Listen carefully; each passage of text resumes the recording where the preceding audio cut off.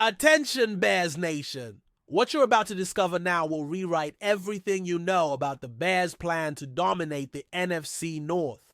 A coach reprogramming players like war machines, a rookie ready to embarrass the team's WR1, and a preseason strategy so controversial that the NFL wants to hide it. This is no theory. It's declared war. While you were sleeping, Ben Johnson was teaching our linemen to run routes that'll obliterate defenses in week 1. While Caleb Williams and a mysterious receiver form a lethal connection that's making DJ Bay more sweat bullets. The most important part, Johnson's radical preseason choices are a 0-hour tactics to bury rivals before the first snap. Click that like now, subscribe before the algorithm buries this video, and find out why nobody in the league wants you to see this. You won't believe what Ben Johnson did at the last practice at Hallis Hall.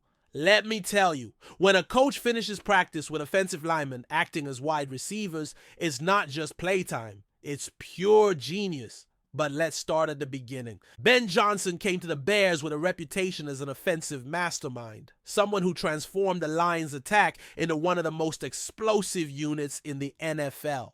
From day one of training camp, he showed exactly why Detroit fought hard to keep him. During public practices at Soldier Field, Johnson had already teased fans with his signature plays, the kind that made the Lions unpredictable and devastating. But what happened on Thursday at Hallis Hall was something nobody expected. The practice was running smoothly.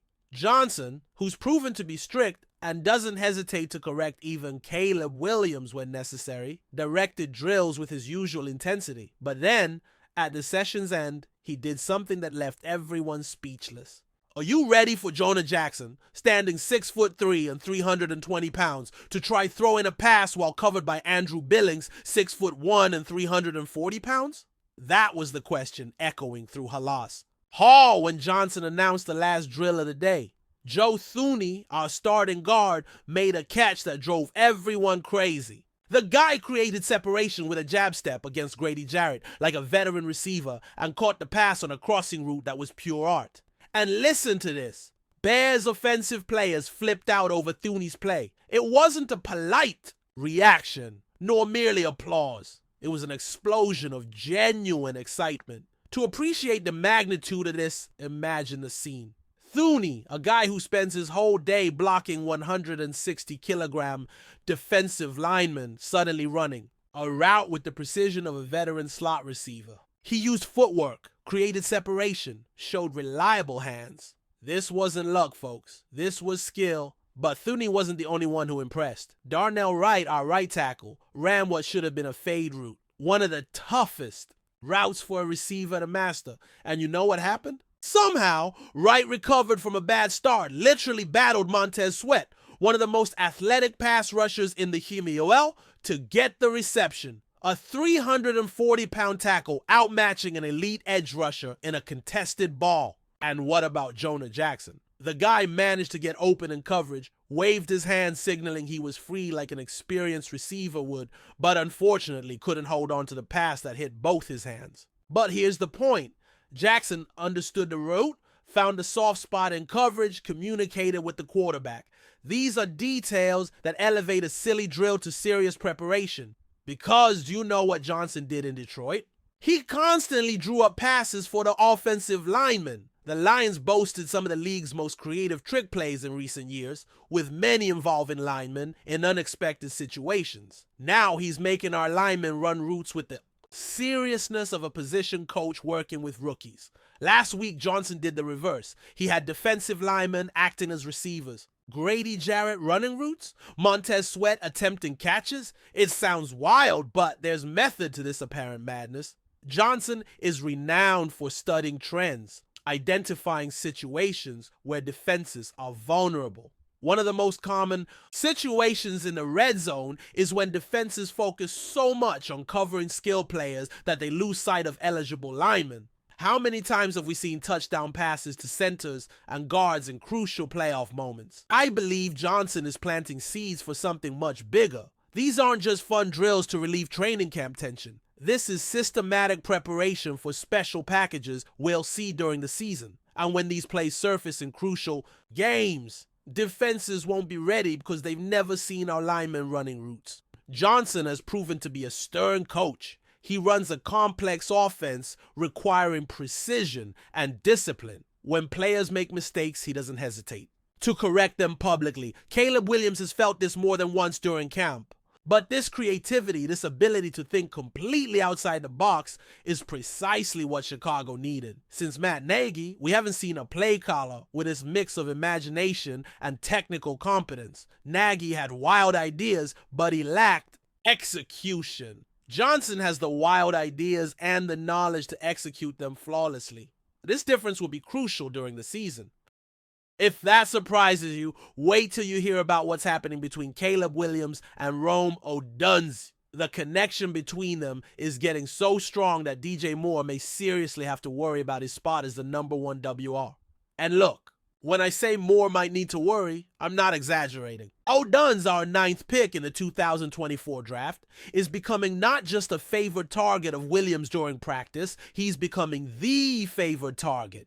And when a first draft pick from the previous year develops this chemistry with a receiver, it creates a dynamic that can redefine the entire offense. Let's get to the concrete facts. According to Zach Pearson from Bear Report, who has been following every snap of training camp, Odunsi and Williams were on the same page nearly the entire practice period. It wasn't coincidence, nor were they isolated plays. It was systematic, consistency over weeks. What impresses me most is how they responded to adversity. On Monday of this week, they simply weren't in sync. Wrong routes, off timing, basic miscommunication. For many quarterback-receiver duos, that would be the start of a downward spiral of frustration. But Williams and Odunsi, they adjusted immediately. By Wednesday, boom! Back in perfect harmony. Thursday, even better. During an offensive demonstration that even impressed seasoned coaches, Odunsi was consistently Williams' first read, and almost every connection was money in the bank. Here's a detail that might go unnoticed. During Thursday's practice, when the attack had one of its best performances of the entire camp, Williams wasn't just looking for Odunsi out of convenience or because it was the easiest route. He was anticipating Odunsi's movements, placing balls only Odunsi could catch, showcasing the kind of trust that usually takes years to develop. But what about DJ Moore in all this? Here's where it gets both interesting and potentially worrisome for him.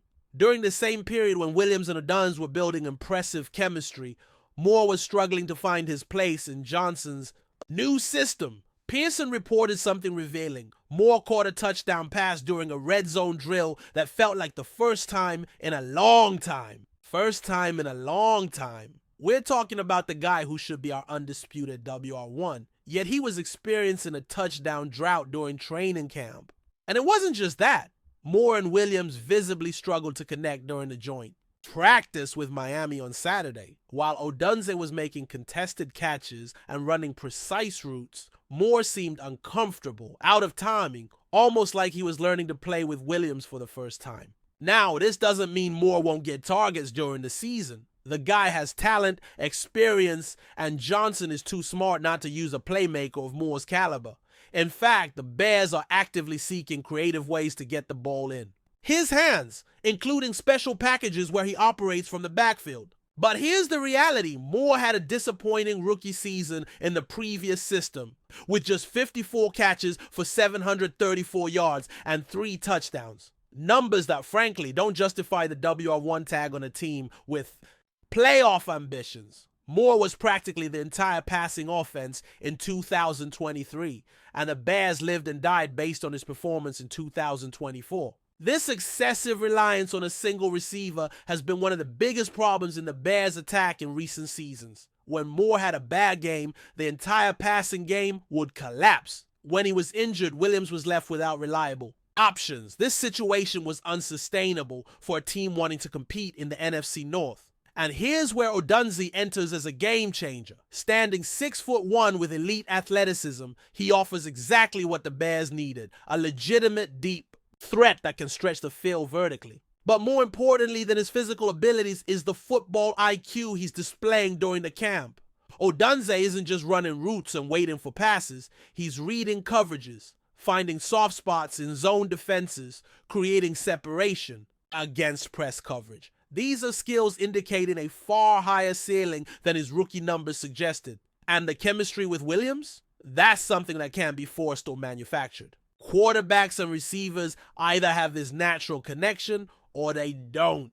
Williams and Odunsi clearly have it, and this is manifesting in perfect timing, mutual anticipation, and the kind of trust allowing plays of high difficulty. I ask, isn't this exactly what we want? An attack where Williams has multiple reliable options instead of depending on a single receiver. Because when you have real chemistry between quarterback and receiver, it translates into converted third, downs, red zone efficiency, and touchdowns in the moments that matter most during the season. The truth is, competition makes everyone better. If Odunsi is pushing more to elevate his game, that's beneficial for the entire attack. If Williams has two elite options instead of one, that makes our passing game exponentially more dangerous. And if Johnson can design plays utilizing both receivers creatively, this can transform the Bears into one of the most explosive attacks in the NFC. But here comes what's really fascinating and has the entire NFL speculating. Ben Johnson confirmed that Caleb Williams and the starters will play against the Bills on Sunday. And the way he's managed this preseason is a masterclass in player development and risk management. Let's revisit the initial controversy. When Johnson announced he would keep Williams and the starters completely out of the game against Miami in the preseason opener, the reaction was immediate and frankly hysterical. Analysts from every sports channel questioning whether Williams was ready. Talk shows debating if Johnson was hiding the quarterback from his own fans. Social media exploding with conspiracy theories about internal issues. But here's what these critics completely missed. Johnson wasn't hiding Williams. He was intelligently and calculatedly protecting the franchise's future. Consider the numbers for a moment.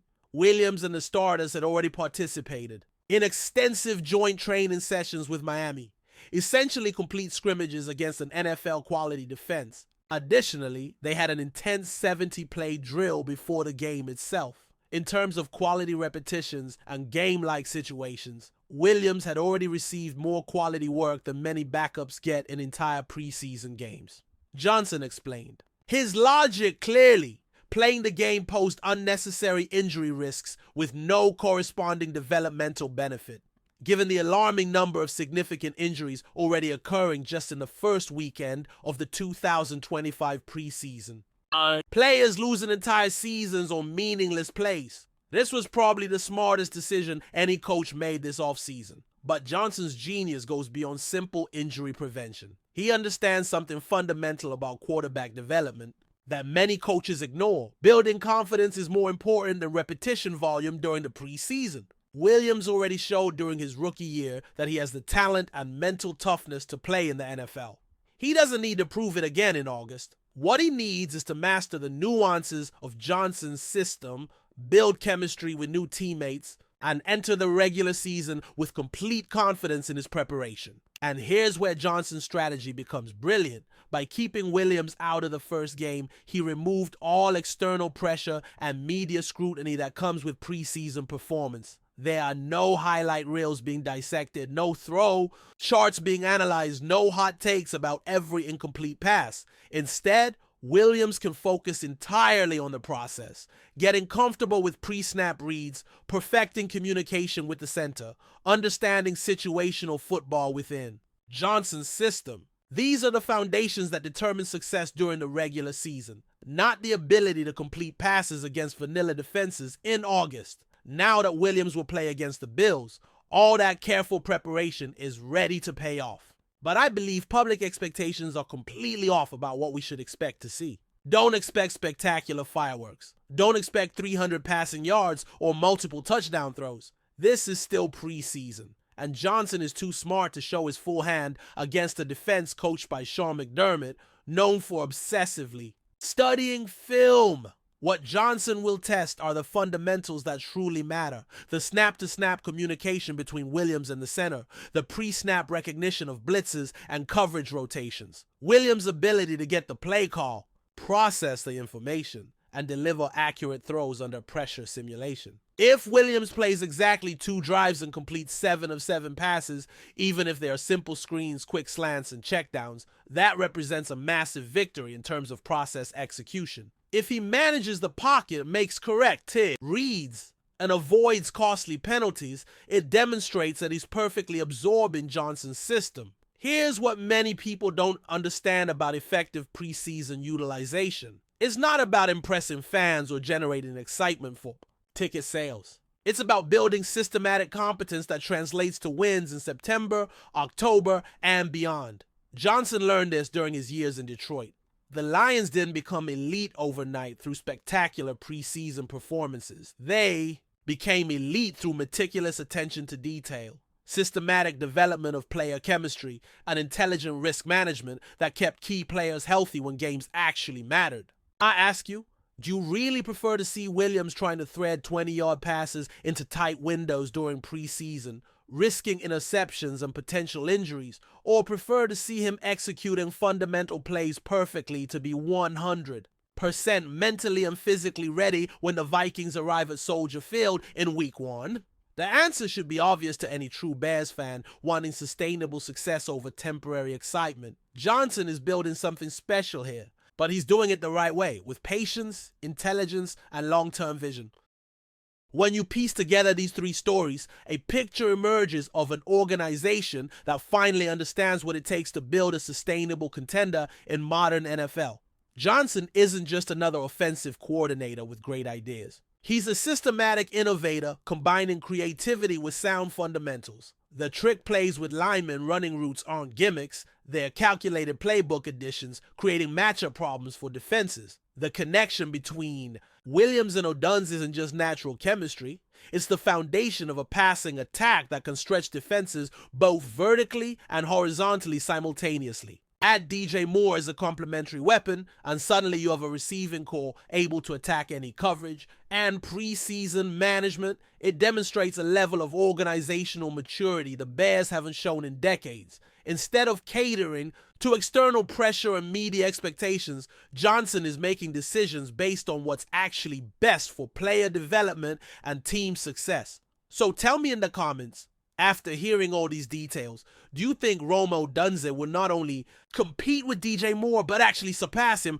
as the #1 WR even this season? And more importantly, do you think this competition will elevate both players to the next level? What about these absolutely insane plays by Ben Johnson with linemen running routes like legitimate receivers? Do you think we'll see special packages with Thuney and Wright as eligible receivers in red zone situations during games that truly matter? Or is this pure mental preparation to keep players sharp? Regarding Johnson's strategy with Williams in preseason, after understanding the reasoning behind keeping him out of the first game and now planning limited snaps against Buffalo, do you agree protecting our franchise quarterback is more important than satisfying fan curiosity, or do you still think he needs more live reps to be truly ready? Here's a deeper question I want you thinking about. Considering everything we've seen since Johnson arrived, do you think this is finally a Bears coaching staff that understands modern NFL offense well enough to transform Caleb Williams into an elite quarterback? If you're true Bears fans like me, you know this season represents something different. It's not just hope based on potential, it's confidence based on systematic improvements we can actually see happening. Caleb Williams with a year of valuable experience. Ben Johnson revolutionizing our entire offensive approach. Playmakers like Odunsi finally showing elite potential, and an organizational philosophy prioritizing smart development over flashy headlines. This community we're building here is more than just a YouTube channel. It's a family of Bears fans that support each other through every high and every low that comes with cheering for Chicago. And families don't just celebrate together. They analyze, debate, and grow together through informed discussion. So if you want to be part of this journey with me, if you want deep analysis instead of surface-level hot takes, if you want insider perspectives that actually matter, hit that subscribe button right now. Because I guarantee tomorrow we'll have even more explosive news about our Bears, and you absolutely cannot afford to miss what's coming next. These aren't just random updates. This is intelligent coverage helping you understand not just what's happening, but why it matters for our championship aspirations. Subscribe if you want every single development Like if you believe this is truly our season, and comment because your perspectives make this community stronger. The Bears, Chicago doesn't mess around, and we are absolutely ready to surprise everyone who's been sleeping on what we're building. Until the next video, bear down, baby.